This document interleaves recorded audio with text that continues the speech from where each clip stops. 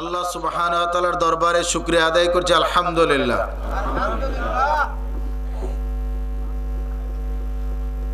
আলহামদুলিল্লাহর সাথে পিছনের ভাইদের কোনো শত্রুতা আমি নাই তো? সাউন্ড আপ ডাউন করে কেন? পিছনের ভাইদের শত্রুতা আমি আছে আলহামদুলিল্লাহর সাথে? আলহামদুলিল্লাহ বললে নেকি হয়। কি হয়? নেকি হয়। আপনাদের এদিকে ছোট্ট ছেলেরা ফুটবল খেলে না? মাঝে মধ্যে বড়রাও খেলেন। গোল দেওয়ার পরে চিৎকার দেন, কি বলে বলেন একটু শুনি। কত নেকি হয়? বর্তমান সময়ের আলোচিত খেলা হলো ক্রিকেট। 4 বার ছক্কা মারলে যুবক গায়ের গেঞ্জি খুলে নাচে, কথা ঠিক কিনা? কত নেকি হয়? নেকি হয় না? আলহামদুলিল্লাহ বললে কেমন নেকি হয় একটু শুনি। সহিহ মুসলিম প্রথম খণ্ড হাদিস নাম্বার 223। قال رسول الله صلى الله عليه وسلم الطهور شطر الإيمان الحمد لله تملأ الميزان। পবিত্রতা ঈমানের অর্ধেক। পবিত্রতা ঈমানের অর্ধেক। দুর্ভাগ্য অধিকাংশ মেয়েরা পবিত্রতা শিখে তার মার কাছ থেকে, কিন্তু আমরা অযোগ্য বাবারা প্রাপ্তবয়স্ক ছেলেকে পবিত্রতা শিখাতে ব্যর্থ হয়েছি। বাংলাদেশের এমন বাবা এখনো আমাদের হাতে গোনা 2-1 ব্যতিক্রম হতে পারে পাইনি। ভারতবর্ষের একজন বিখ্যাত আলেম, ফজরের সময় আজান হলেই ছেলেরা যেই রুমে শুয়ে আছে দরজায় নক করে বলছে, বাবা আজান হয়েছে, ওঠো, যার গোসলের দরকার গোসল করো, যার অজুর দরকার অজু করো, চলো মসজিদে যাই। এই কথা বললে অনেকে বলবে যে এইটা বাবা হয়ে ছেলেকে বলবে, এটা লজ্জার কথা না। আপনি লজ্জা 1 চামচ বেশি বুঝলেন। নাবি লজ্জা বুঝেনি, আল্লাহ লজ্জা বুঝেনি। নাউজুবিল্লাহ মিন যালিক। আমরা কিন্তু এটাই ভাবি। কয়েকজন বাবা বুকে হাত দিয়ে বলতে পারবেন যে ছেলেকে বলছেন যে এই কাজগুলি হলে তোমার উপরে গোসল ফরজ, এই কাজগুলি করে তুমি মসজিদে যেতে পারবা না, এই কাজ করতে পারবা না, ওইটা করতে পারবা না, এইগুলো তো বলি না। অপ্রিয় হলো সত্য কথা, বাংলাদেশের সংবিধান 99% জনের মানুষের হাতে নাই। কোনো একটা কাজ করলে পুলিশ ধরে নিয়ে যায়, বলছে সে রাষ্ট্রবিরোধী কাজ করছে। সে তো বুঝি না যে এটা রাষ্ট্রবিরোধী কাজ, আগে বলতে হবে না? তা আমরা তো জানি না কোনটা রাষ্ট্রের পক্ষে কোনটা বিপক্ষে, জানি। আমাদের দেশপ্রেম বলতে এতটুকুই বুঝি, 21শে ফেব্রুয়ারি এলে কলা গাছ ঘাড় ভাঙ্গা দাঁড় করাই দেবো, আর 16 ডিসেম্বরের দিন মেয়েদেরকে নিয়ে স্কুলে হেডমাস্টার আর টিচাররা বসে থাকবে আর অর্ধনগ্ন মেয়ে নাচবে, এইটাই 16 ডিসেম্বর। এটাই বুঝি আমরা। আমাদেরকে আমাদের ব্রেনগুলি এমনভাবে ওয়াশ করে দিয়েছে, যারা শিক্ষা লাইনে আছে তারা জানেন বিগত 5 বছরে মনে ছেলেমেয়েরা এতটুকু পড়াশোনা করে নাই, এই 2 মাসে যতটুকু ছেলেমেয়েরা পড়াশোনা করেছে। 2 মাসে অন্তত পক্ষে পড়ার টেবিলে ছেলেরা বসেছে। 5 ঘন্টা পরীক্ষা দিবে, 100 নম্বরের পরীক্ষা। প্রশ্ন আসছে কি, দুর্যোগ ব্যবস্থাপনার সময় আপনার কি করণীয় ধর্মীয় আলোকে লেখো। একটা প্রশ্ন 5 ঘন্টা লিখবে। এই পরীক্ষা দিয়ে তো জাতির ধ্বংস করছে, করে নাই? আপনারা তো ঘুমিয়েছিলেন, যারা এই লাইনে আছে ওনারা জানেন। তবে বাংলাদেশকে ধ্বংস করে দিয়েছে আরো 10 থেকে 12 বছর আগে। এগুলি বললে অনেকের গায়ে লাগবে, কিছু করার নাই। আল্লাহ রহম করুক ছাত্র জনতার প্রতি। মানুষের তো হাতে পায়ে তালা লাগাইতো, আমাদের আলেমদের তালা ছিল, মুখে তালা লাগাই দিয়েছে। 19 থেকে 20 হলেই ডান্ডা বেরি পরাইয়া জাগা মতো নিয়ে যাও। এখন তো কথা বলতে পারি অন্তত পক্ষে। তবে একদল আছে বলছে আগে ভালো ছিল, এখন বলে না দোকানপাটে আগে ভালো ছিল। হ্যাঁ আগে ভালো ছিল, আমিও বলি। কারণ আগে তো মাল দেখা যেটা চলে যেত টাইনে নিয়ে যাইতো, টাকা লাগে না। এখন নিলে টাকা দেওয়া লাগে। তা আগে ভালো ছিল না? কিছু বলা যাবে তো? কারোর পক্ষ বলবো না, বিপক্ষ বলবো না, হকটা বলে যাব। রেডি আছেন তো? সহিহ মুসলিমের কত নম্বর হাদিসটা বলছিলাম? এখনো ভুলে গেছেন? বাইক নিয়ে যাবেন কি? কত? আপনারা বলেন না, বলেন। সহিহ মুসলিমের আমি শুরুটা করছি, কত নম্বর হাদিস? ইন্না লিল্লাহ। এবার বুঝেন আপনাদের কি রাজনীতি কেমনে চলবে? স্বরাষ্ট্রমন্ত্রী বানাইলে আপনি নিজে তো গিয়া ঘুমাই থাকবেন, তো দেশের কি হবে? অন্যের দোষ ধরা যায় সহজে।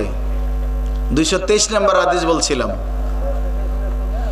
যে সকল ভাই দাঁড়িয়ে আছেন, এখানে সাপের খেলা হয় না যে একটু দাঁড়ায় দাঁড়ায় তামাশা দেখা যায়, বসতে হবে।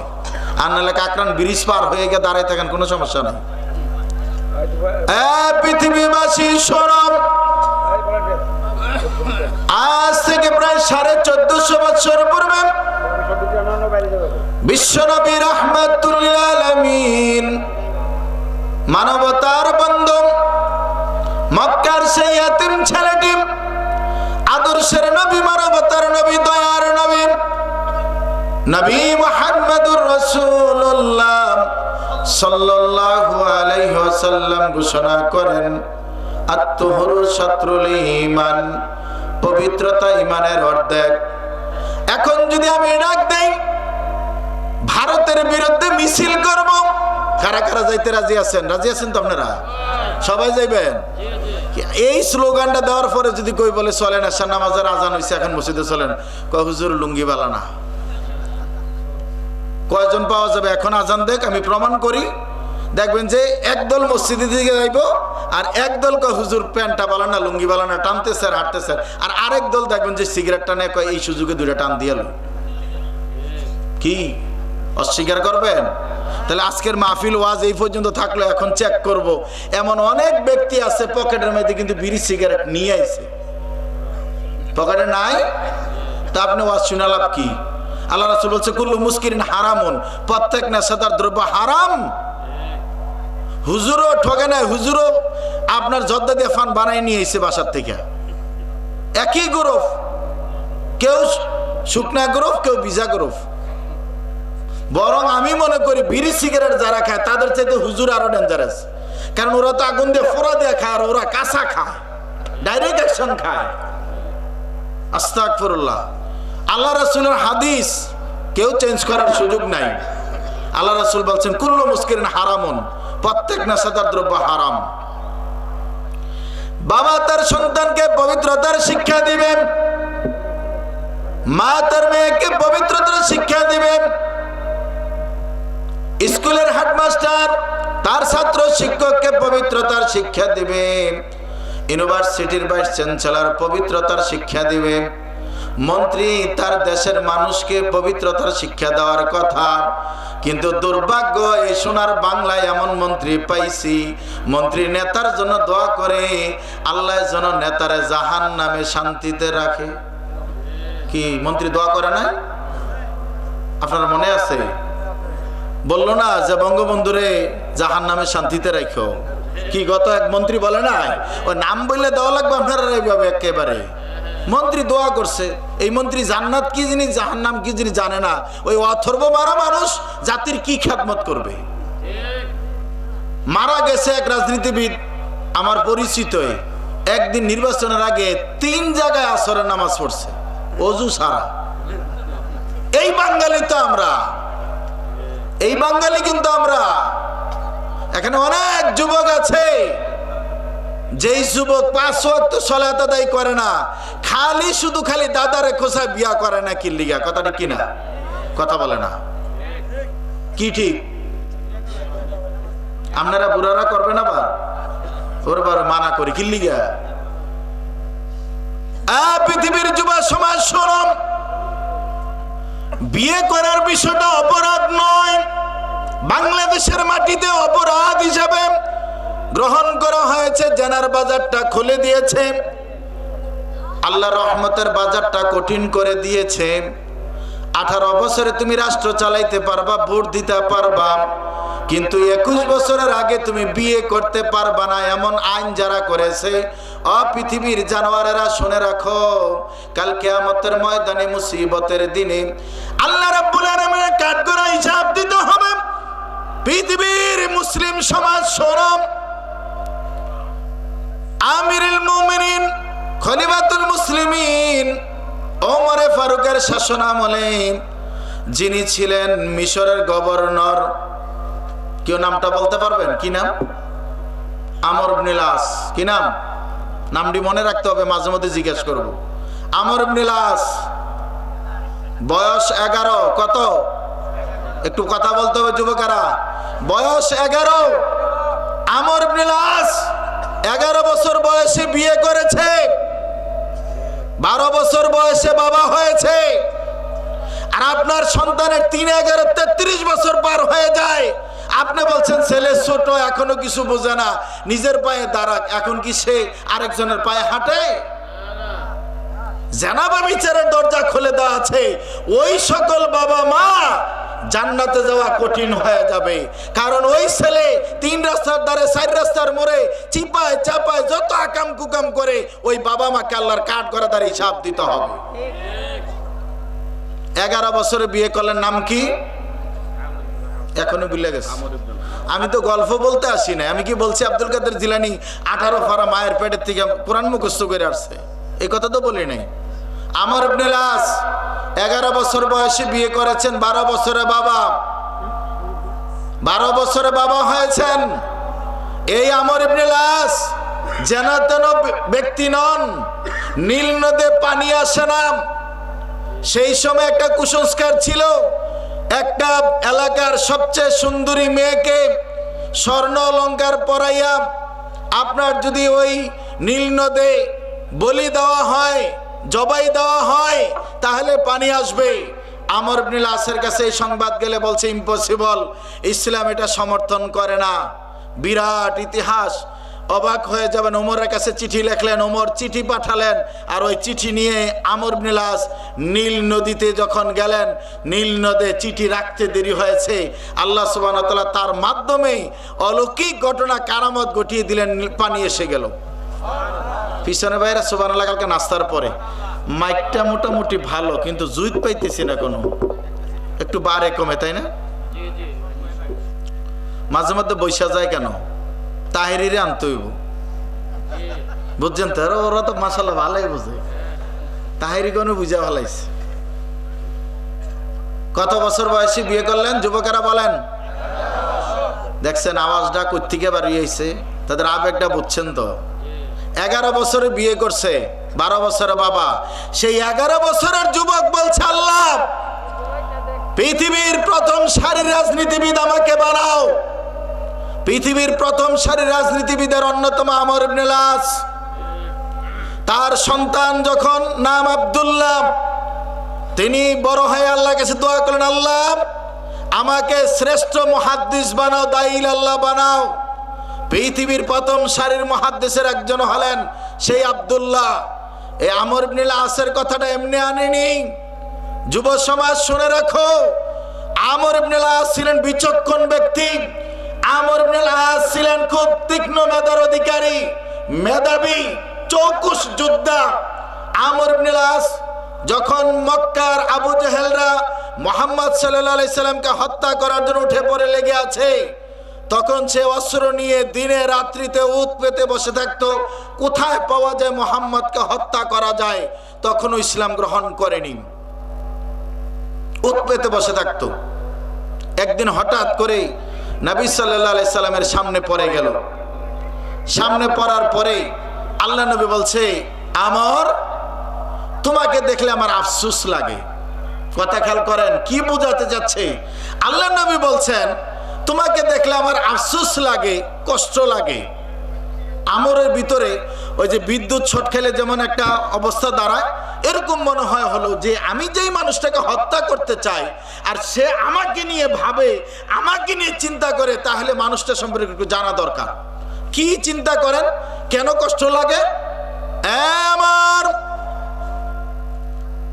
মক্কার যতগুলি যুবক ছেলে আছে, তার মাঝে তুমি অন্যতম মেধাবী বিচক্ষণ যুবক, তোমার মাঝে এনার্জি আছে, শক্তি আছে, সাহস আছে রে আমর ইবনে আস। কিন্তু আফসোস লাগে, সাধারণ মানুষেরা কালেমা পড়ল লা ইলাহা ইল্লাল্লাহ পরে জাহান্নাম থেকে নিজেকে মুক্ত করে জান্নাতি করে নিল। এ আমর ইবনে লাস, তোমাকে দেখলে আমার কষ্ট হয়, তুমি এমন মেধাবী মানুষটা কেন এখনো পড়তে পারলা না লা ইলাহা ইল্লাল্লাহ। আমর ইবনে লাস জাগার মধ্যে কিংকর্তব্য বিমূঢ় হয়ে গেছে, যে আমাকে নিয়ে সে ভাবে যেই মানুষটাকে আমি হত্যা করতে চাই এই মানুষটা আমাকে নিয়ে চিন্তা করে। আরো কিছু জানার দরকার, কিছু জানলেন। তৎক্ষণাতে আমর ইবনে লাস হাত বাড়াই দিছে, ইয়া রাসূলুল্লাহ আমি জীবনে অনেক ভুল করেছি, আমাকে কালেমা পড়াই দিন, লা ইলাহা ইল্লাল্লাহ। হাত বাড়াই দিছে। আপনি তো সভাপতি তাই না, হাতটা আগান। হাত বাড়াই দিছে, আল্লাহ নবীর হাতে কালেমা পড়বে, বায়াত নিবে, তাই তো। হাতটা বাড়াই দিছে, হাতটা লাগেনি, বাড়ান। হাতটা বাড়াইছে, হাতটা বাড়াইতে দেরি আমর ইবনে লাস হাতটা টেনে নিছে। হাতে লাগায় নাই কিন্তু এই যে নিছে, হাত টেনে নিছে। আল্লাহ রাসূল বলছেন, আমর এটা কিন্তু অপমান। অপমান না? আমি মুসাফা করতে হাত বাড়ালাম, আমি যদি হাত নিয়ে আসি, সভাপতি সাহেব সামনে না বলুক শ্রোতাদের কারণে, কালকে দোকানে বসে বলবে না যে কি বেয়াদব বক্তা, আমার লাগে হাত মুসাফা করে হাত নিয়ে গেল। আর এটা বলাটাই কি স্বাভাবিক না? আল্লাহ রাসূল বলছেন, আমর কি হলো, তুমি না হাত বাড়াইলে, আমি তো তোমাকে বাই ফোর্স করি নাই, তোমাকে চাপ সৃষ্টি করি নাই, তো তুমি হাত বাড়াইলা মুসাফা করার জন্য, বায়াত নিবা বা কালেমা পড়বা, হাত টেনে নিলা কেন? ওই যে বলছিলাম আমার বিচক্ষণ ব্যক্তি আমার ডাক দিয়ে বলছি, ইয়া রাসূলুল্লাহ ওগো দয়ার নবী, মানবতার নবী, আপনি এতিমের মাথায় হাত বোলান, অসহায় মানুষের পাশে দাঁড়ান, বিধবা নারীর অধিকার নিয়ে কথা বলেন, আত্মীয়তার সম্পর্ক ঠিক রাখেন, অনেক গুণ আপনার মাঝে আছে।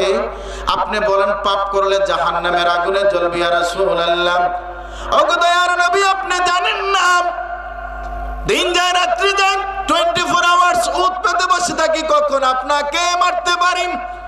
আমার সাথে খঞ্জর আছে, ছুরি আছে, চান্স পেলে আপনাকে মেরে দেব, দুনিয়ার জমিন থেকে বিদায় করে দেব। দয়ার নবী, আপনার কাছে আমি একটা বিষয় জানতে চাই, প্রশ্নের জবাব দিলে আমি কালেমা পড়ে মুসলমান হব। আমার কি জানতে চাও, কি জানতে চাও বলুন। ওগো দয়ার নবী, আপনি বলুন। আপনাকে হত্যা করার জন্য দিনে রাত্রিতে আমি উৎপাতে ঘুরে বেড়াই, আমার জিন্দেগিতে অনেক পাপ করেছি, অন্যায় করেছি, অপরাধ করেছি, আমার এই পাপগুলির অবস্থা কি হবে? আল্লাহর নবী ডাক দিয়ে বলছেন, রে আমর, তুমি চিন্তা করো না, তুমি সন্তুষ্ট হবে। আল্লাহ ঘোষণা দিয়েছেন, যেই ব্যক্তি ইসলাম গ্রহণ করবে আল্লাহ রাব্বুল আলামিন তার অতীতের গুনাহ মাফ করে দিবেন। এই কথা বলতে দেরি হয়েছে, আমর ইবনে লাস হাতটা বাড়াইয়া আল্লাহর নবীর হাতে হাত রেখে কালেমা পড়ে মুসলিম হয়ে যায়। সুবহানাল্লাহ। এই সে আমর, কিন্তু পুরাটা বলতে পারবো না। লাস্টে মৃত্যুর আগে অজর নয়নে কান্না শুরু করে দিছে এই আমর। তার সন্তান আব্দুল্লাহ এসে বলছে, বাবা আপনি কাঁদছেন কেন? আপনি তো মারা গেলে জান্নাতে ঢুকে যাবেন, জীবনে যত আমল করে গেছেন, যত যুদ্ধ জিহাদ করে গেছেন, যা বাস্তবতা করে গেছেন। বলছে, বাবারে যা পাইলাম তা যদি না পাইতাম, যা হারাইছিলাম তা যদি পাইতাম তাহলে ভালো হতো, কান্না করা লাগতো না। আপনি আমি বুঝিনি, যেমন বাবা এমন সন্তান। ছেলে বলছে, আপনি কি হারাইলেন আর কি পাইলেন কিছু তো বুঝলাম না। বলছে, বাবারে যেই বয়সে ইসলাম গ্রহণ করলাম অল্প সময় পাইলেন ইবাদত করার, বড় সময়টাই তো ইবাদত করার টাইম পাই নাই। ওই বেশি সময়টা যদি ইবাদত করতে পারতাম আর অল্প সময়টা যদি ইসলামের বাইরে থাকতাম তাহলে ভালো ছিল। বিশাল ঘটনা, সেদিকে যেতে পারবো না। যুব সমাজ, এই সে আমর ইবনে লাস, যারা ইসলামের জন্য নিবেদিত ছিল, দ্বীনের জন্য নিবেদিত ছিল, ইসলামের জন্য যারা জীবন দিয়েছে, রক্ত দিয়েছে। এই বাংলার জমিনে অনেকে বলে যে রাসূলের যুগে ইসলাম আসেনি, ইতিহাস প্রমাণ করে রাসূলের যুগে সাহাবীরাই দেশে সঠিক ইসলাম নিয়ে এসেছে। দুর্ভাগ্য, এই দেশের মাটিতে আমাদের মতন বক্তারা যাকে দেখে ছোট অবস্থা থেকে যার আলোচনা শুনে, বক্তব্য শুনে উৎসাহিত হয়ে বক্তা হয়েছে, এমন একজন মানুষকেও এই দেশের মাটিতে জেলখানায় হত্যা এই জাতির কল্যাণ হয় কি করে? এই জাতির কল্যাণ হবে কি করে? যে জাতি আলেমদেরকে বাঁচতে দেয় না, আলেমদেরকে কথা বলতে দেয় না, ওরা মনে করে নিজেরা কুকুর শিগালের মতো মারা যাবে, গলায় রশি লাগিয়ে টেনে হেসড়ি নিয়ে যাবে, শেষ। ও একবারের জন্য ভাবে না যে আলেমদের মর্যাদা কতটুকু, আলেমদের প্রয়োজন কেন, বাস্তবতা বুঝিনি। এই জন্য দেখা যাচ্ছে সময় যখন এসেছে, ওই যে বলে গেছি ইঁদুরের গর্ত খুঁজো পাওয়া যাবে না, তাই তো হয়েছে, ঠিক না?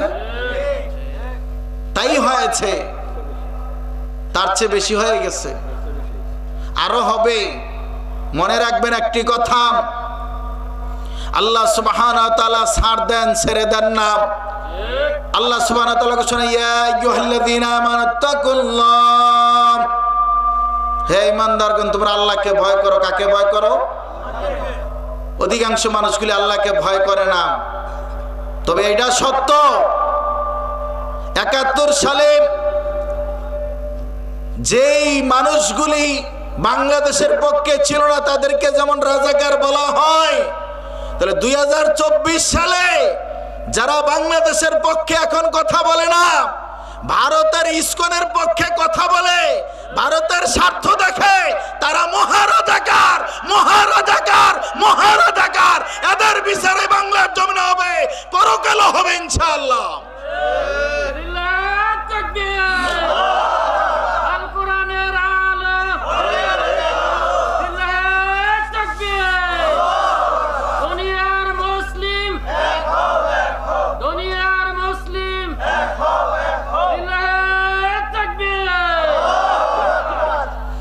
এই তাকবীর দিয়া ভিজা সিরাও খাওয়া যাইতো না।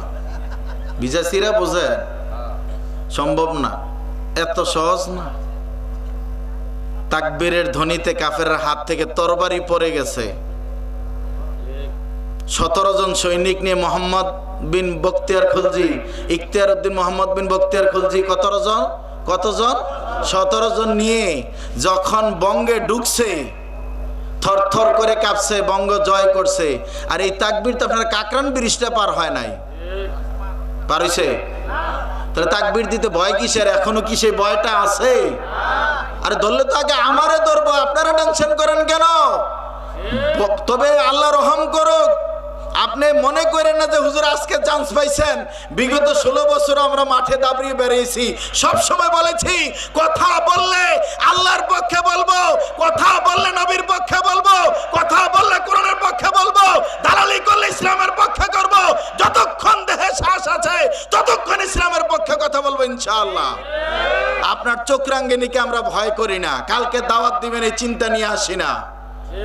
কারণ ফায়সালা হয় আকাশে, ফায়সালা হয় আকাশে, জমিনে বাস্তবায়ন হয়। আপনি একটা মানুষের পশম জ্বালাইতে পারবেন না যদি ফায়সালাটা আল্লাহ সুবহানাহু ওয়া তাআলা ওই ব্যক্তির পক্ষে থাকে। কথাকে বুঝাইতে পারলাম? তাকবীরের ধ্বনি দিলে বোঝা যাবে যে আপনাদের অবস্থাটা কি। শাহজালাল যখন সিলেট এলাকায় ঢুকছে, বাকছিল কে?